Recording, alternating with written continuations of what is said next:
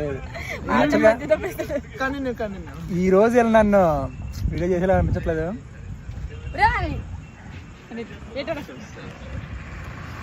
అమ్మా చేయి నొప్పి వచ్చేస్తుందండి రా బాబు. బాబోయ్ నేను ఆ పక్క వస్తాను.